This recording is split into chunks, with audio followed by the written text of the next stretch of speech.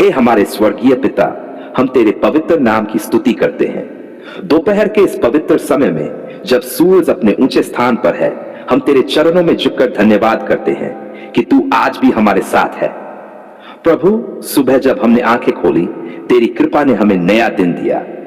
अब जब ये दिन आधा बीत चुका है, हम तेरे सामने फिर आते हैं, क्योंकि हम जानते हैं तू ही हमारे जीवन का केंद्र है। तेरे बिना हमारी यात्रा अधूरी है, तेरे बिना हमारी सांसें सूनी हैं। हे पिता, इस दोपहर के शांत क्षणों में हम रुकते हैं, अपने मन को स्थिर करते हैं और कहते हैं, धन्यवाद प्रभु, तू हमारे साथ चल रहा है। तेरी उपस्थिति ने हमारे दिन को उद्देश्य दिया, तेरी शांति ने हमारे मन को स्थिर किया। जब दिन की शुरुआत हुई, हम नहीं जानते थे कि क्या होगा, लेकिन अब जब दोपहर आई, हम देख सकते हैं कि तेरे हाथ हमारे जीवन पर काम कर रहे हैं। धन्यवाद प्रभु, तूने हमें सुरक्षित रखा। धन्यवाद कि तूने हमें थकान में भी बल दिया, कि तूने हमें व्यस्तता में भी तेरी उपस्थिति को अनुभव कराया। हे पिता, आज हम मानते हैं कि हर अच्छी और सिद्ध देन तुझी से आती है। हमारा काम, हमारी रोजी, हमारा परिवार सब तेरे आशीर्वाद के कारण है। हम तेरी स्तुति करते हैं क्योंकि तू फेथफुल विश्वासी है, तू हर वचन को पूरा करता है। प्रभु यीशु, तूने सिखाया कि मनुष्य केवल रोटी से नहीं, परमेश्वर के हर वचन से जीवित रहेगा। इसलिए दोपहर के इस समय में हम तेरे वचन से अपनी आत्मा को तृप्त करना चाहते हैं। हम कहते हैं, प्रभु, तू हमारा चरवाहा है, हमें किसी बात की घटी न होगी। तू हरे चरागाहों में हमें बिठाता है, शांति के जल के पास ले जाता है। भले ही दिन की तपिश बढ़े, तेरी छाया में हमें विश्राम मिलता है। हे पिता, हम इस घड़ी में उन सभी के लिए भी प्रार्थना करते हैं जो काम में थक गए हैं, जो जीवन के बोझ से दबे हैं, जो चिंता और संघर्ष में हैं। प्रभु, तू उनके दिल को शांति दे, तेरा पवित्र आत्मा उन्हें सामर्थ्य दे। जहां थकावट है वहां नई ऊर्जा दे, जहां चिंता है वहां तेरी शांति उतार दे। धन्यवाद प्रभु कि तू हमारी छोटी प्रार्थनाओं को भी सुनता है। जब हम दिन के बीच में रुककर तुझसे बात करते हैं, तू हमारी आत्मा को ताजगी देता है। तेरा वचन कहता है, हे सब परिश्रम करने वालों और बोझ से दबे लोगों, मेरे पास आओ, मैं तुम्हें विश्राम दूंगा। आज हम तेरे पास आए हैं प्रभु। हम अपने बोझ, अपनी चिंताएं, अपनी थकान सब तेरे चरणों में रख देते हैं। हम जानते हैं तू हमारी देखभाल करता है। हे पिता, दोपहर का यह समय हमें याद दिलाता है कि जैसे सूरज अपनी रोशनी बांटता रहता है, वैसे ही हमें भी तेरे प्रेम को बांटना है। हमें ऐसा बना कि हमारे शब्द, हमारे कार्य तेरी ज्योति का प्रतिबिंब हो। प्रभु, हमारे हाथों के काम में आशीष दे। हमारे व्यवसाय, हमारी सेवा, हमारे खेतों, हमारे कार्यालयों और हर काम में तेरी कृपा बनी रहे। हमें बुद्धि दे कि हम हर निर्णय तेरी इच्छा के अनुसार लें। हमें नम्र बना ताकि हम तेरा नाम ऊंचा करें। पिता, आज दोपहर हम ये भी कहते हैं, धन्यवाद कि तूने अब तक हमारे परिवार को सुरक्षित रखा।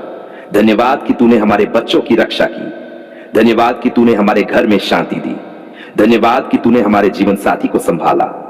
धन्यवाद कि तूने हमारे बुजुर्गों को शक्ति दी। हे प्रभु, उन परिवारों को भी याद कर जो संघर्ष में हैं, जहां आर्थिक तंगी है, जहां बीमारी ने घर में दुख लाया है, जहां मनमुटाव और कलह है। प्रभु, तू वहां अपनी शांति और मेल दे। हर घर में तेरे आत्मा की ज्योति फैले। पिता, हम दोपहर के समय में तेरे सामने अपने पापों को भी रखते हैं। जो कुछ हमने सोच में, वचन में या कर्म में गलत किया, प्रभु क्षमा कर। तेरे लहू से हमें शुद्ध कर ताकि हम इस दिन के शेष भाग को तेरी पवित्रता में जी सकें। धन्यवाद प्रभु यीशु, क्योंकि तेरे लहू ने हमें योग्य बनाया, तेरे अनुग्रह ने हमें संभाला, तेरे प्रेम ने हमें नया जीवन दिया। प्रभु, हम उन लोगों के लिए भी प्रार्थना करते हैं जो इस दोपहर भूखे हैं, प्यासे हैं, दुखी हैं, जो अस्पतालों में हैं, जेलों में हैं, सड़कों पर हैं। तू उनकी आवश्यकताओं को पूरा कर, तेरा हाथ उनके जीवन पर हो। हे पिता, हम तेरा धन्यवाद करते हैं कि तू दिन रात हमारी देखभाल करता है। जब हम काम में व्यस्त हैं, तू हमारे साथ है। जब हम गलती करते हैं, तू क्षमा करता है। जब हम कमजोर होते हैं, तू उठाता है। धन्यवाद प्रभु, क्योंकि तू वही परमेश्वर है जो चमत्कार करता है। जहां मनुष्य हार मान ले, वहां तू अपने सामर्थ्य से राह खोलता है। तेरा समय सिद्ध है और तेरी योजना परिपूर्ण है। पिता, इस दोपहर हम घोषणा करते हैं, हम तेरे हैं और तू हमारा है। हमारा दिन तेरे हाथ में है, हमारा भविष्य तेरी इच्छा में है और हमारी आत्मा तेरी शांति में विश्राम करती है। प्रभु, जिन्होंने आज आंसुओं में बीज बोए हैं, उन्हें आनंद के गीतों के साथ फसल काटने दे। जिन्होंने विश्वास में बीज डाले हैं, उन्हें आशीष की फसल देखने दे। तेरा समय आने पर हर प्रार्थना का उत्तर दे और तेरी महिमा उनके जीवन में प्रकट हो। धन्यवाद प्रभु, क्योंकि दोपहर की ये घड़ी हमें याद दिलाती है कि हर क्षण तेरे बिना व्यर्थ है।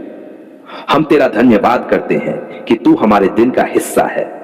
तेरा धन्यवाद कि तू हमारे जीवन का उद्देश्य है।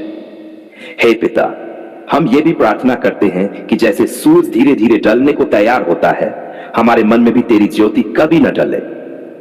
हम दिन के हिस्से को भी तेरे मार्गदर्शन में बिताएं। हर कार्य में तेरी इच्छा पूरी हो। प्रभु, हमें आशीष दे कि हम दूसरों के लिए आशीष बने। हमें नम्र बना कि हम सबके साथ प्रेम से पेश आए। हमें ऐसी आत्मा दे जो हर परिस्थिति में धन्यवाद करे। धन्यवाद प्रभु कि तूने हमारी पुकार सुन ली। हमारा हृदय कृतज्ञता से भरा है। हम जानते हैं कि तेरी दया सदा बनी रहेगी। उसने मनुष्य को अपनी ही समानता में बनाया और उसे अदन की वाटिका में रखा, एक सुंदर, पवित्र और आशीषित स्थान जहां कोई दुख, बीमारी या मृत्यु नहीं थी। उस बाग में बहुत से पेड़ थे और उनमें से दो विशेष पेड़ थे। जीवन का पेड़, लाइफ, डू, भले और बुरे के ज्ञान का पेड़, ऑफ गुड एंड इविल। इन दोनों पेड़ों के बीच सारा मानव इतिहास, आत्मिक अर्थ और परमेश्वर के उद्धार की योजना छिपी है। 1. जीवन का पेड़, अनंत जीवन का प्रतीक। जीवन का पेड़ अदन की वाटिका में इसलिए लगाया गया था ताकि मनुष्य उसमें से फल खाकर हमेशा जीवित रहे।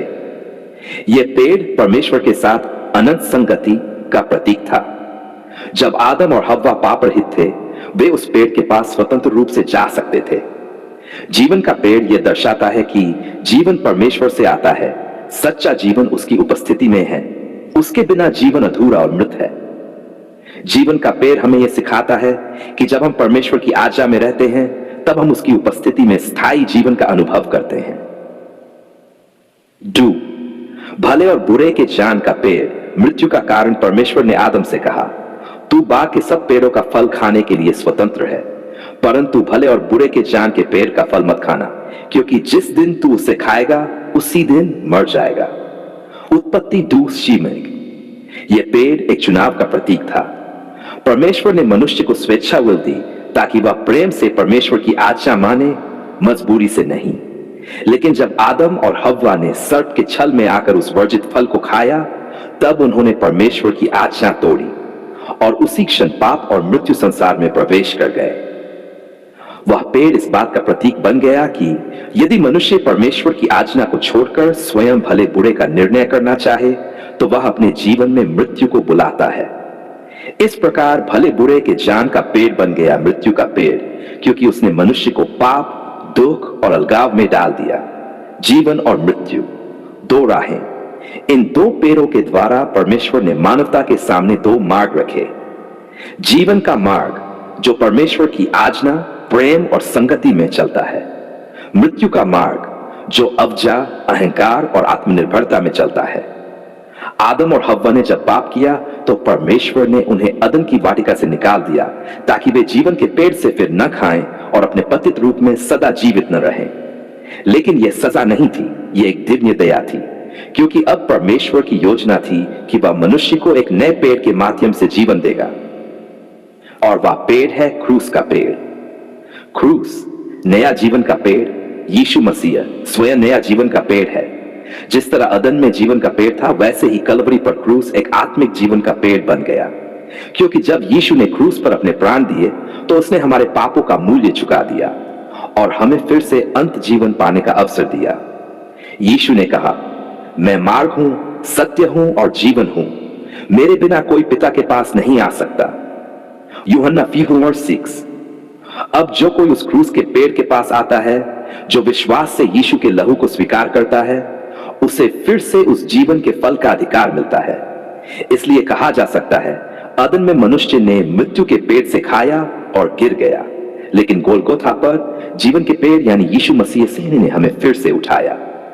बाय प्रकाशित वाक्य में जीवन का पेड़ बाइबल के अंतिम ग्रंथ प्रकाशित वाक्य रेवलेशन में फिर से जीवन के पेड़ का उल्लेख आता है। वहां लिखा है, ओपन कोट, जो जय पाएगा मैं उसे जीवन के उस पेड़ में से फल खाने दूंगा जो परमेश्वर के स्वर्ग में है। Close coat.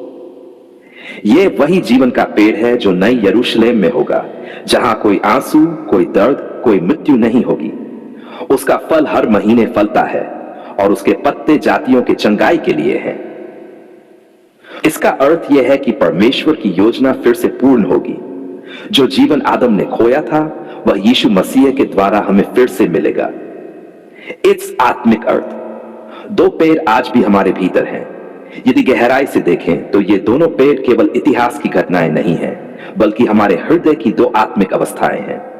जब हम परमेश्वर की आज्ञा में चलते हैं, प्रेम में जीते हैं और विनम्रता से उसकी इच्छा को मानते हैं, हम जीवन के पेड़ से फल खाते हैं। लेकिन जब हम अपने अहंकार में निर्णय लेते हैं, अपने चान, अपनी इच्छा और अपनी समझ पर भरोसा करते हैं, तब हम मृत्यु के पेड़ से फल खाते हैं।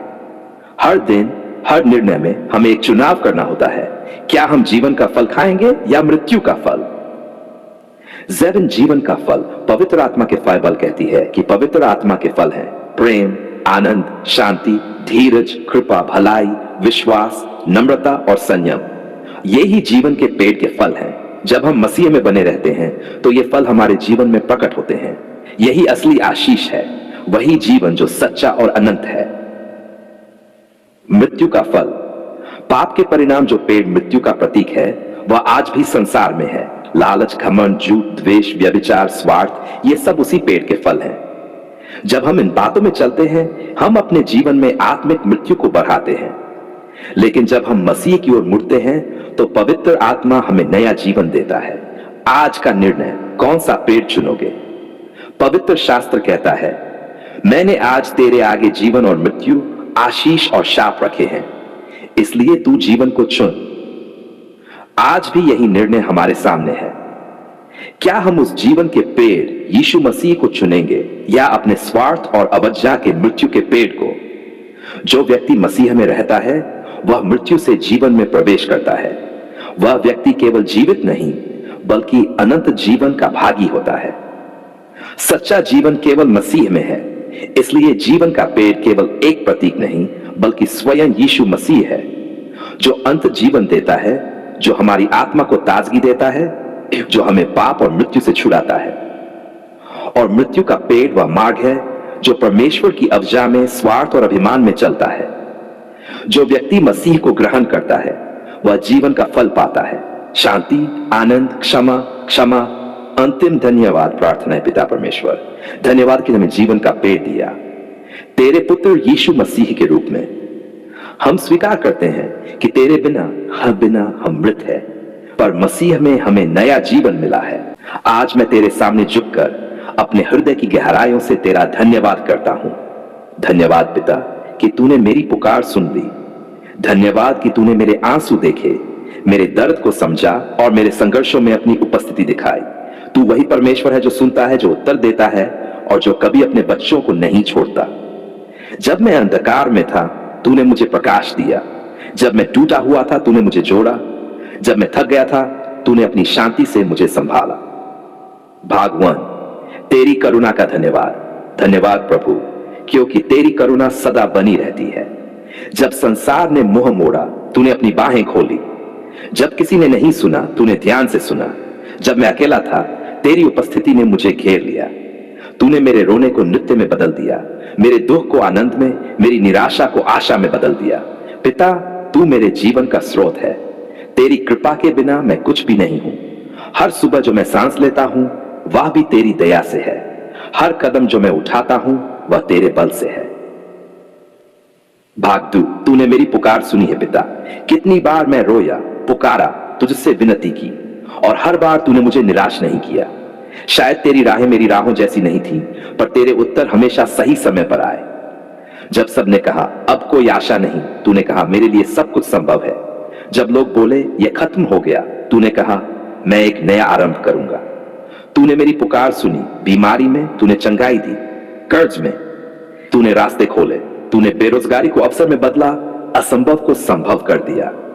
धन्यवाद पिता, क्योंकि तू केवल दूर बैठा ऐश्वर्य नहीं बल्कि मेरे साथ चलने वाला, मेरे आंसुओं में भागी बनने वाला परमेश्वर है। भागद्री, तूने मेरी आत्मा को नया जीवन दिया पिता। जब मैं टूटा था, जब मेरा मन थक गया था, तूने मेरे भीतर फिर से जीवन फूंका। तेरे वचन ने मुझे संभाला, मत डर क्योंकि मैं तेरे साथ हूं। और जब मैंने ये सुना, मेरे भीतर एक नई शक्ति जाग उठी। धन्यवाद पिता कि तूने मेरे मन की गहराई को छुआ। तूने मुझे सिखाया कि विश्वास केवल शब्द नहीं, विश्वास वह शक्ति है जो तूने मुझे दी है। तूने मुझे सिखाया कि इंतजार का हर पल व्यर्थ नहीं जाता, क्योंकि जो तेरे ऊपर आशा रखते हैं वे कभी निराश नहीं होते। भागशोर, मेरे परिवार पर तेरी कृपा का धन्यवाद है पिता। मैं तेरा धन्यवाद करता हूं अपने परिवार के लिए, क्योंकि तूने हम सब पर दया की। तूने हमारे घर में शांति दी, आशीष दी और झगड़ों के स्थान पर मेल मिलाप दिया। धन्यवाद कि तूने हमारे बच्चों को सुरक्षित रखा और हमारे माता पिता को आशीष दी।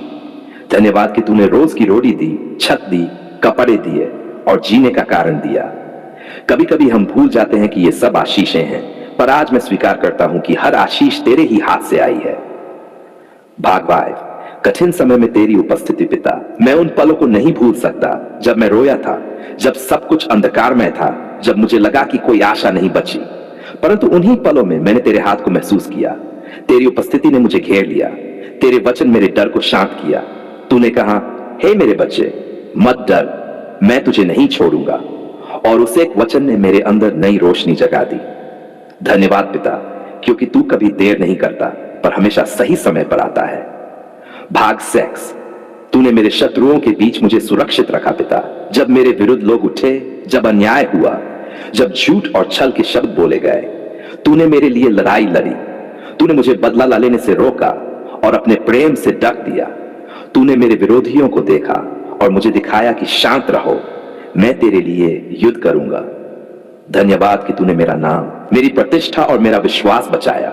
धन्यवाद कि तूने मेरे शत्रुओं के बीच मुझे ऊंचा उठाया। धन्यवाद पिता, तू मेरा न्याय करने वाला परमेश्वर है। भाग 7, मेरे जीवन की गवाही पिता। आज मैं ये गवाही देता हूं कि तू जीवित है, तू सुनता है, तू उत्तर देता है।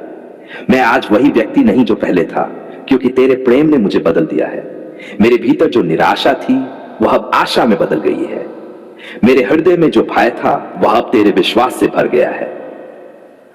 धन्यवाद पिता कि तूने मेरे जीवन की कहानी को आशीष में बदल दिया। जहां मैं असफल था वहां तूने सफलता दी। जहां दरवाजे बंद थे वहां तूने नई राहें खोली। जहां मैं रोया वहां तूने मुझे मुस्कान दी। भाग 8, तेरी शांति और प्रेम के लिए धन्यवाद पिता।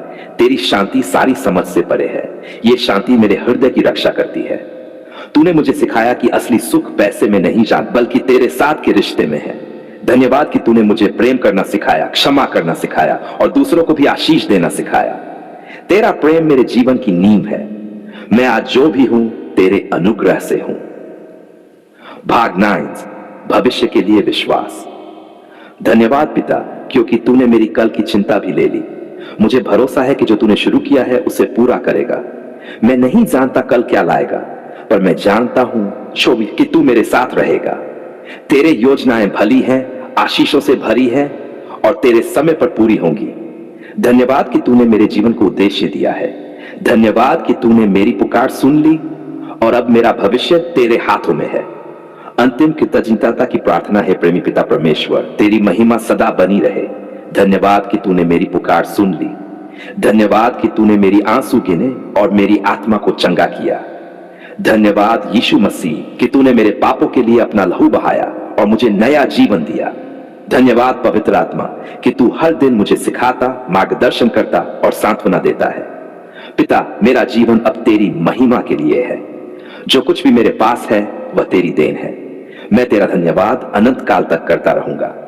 तेरे ही नाम में, तेरे ही पुत्र यीशु मसीह के द्वारा मैं ये प्रार्थना करता हूं। आमीन।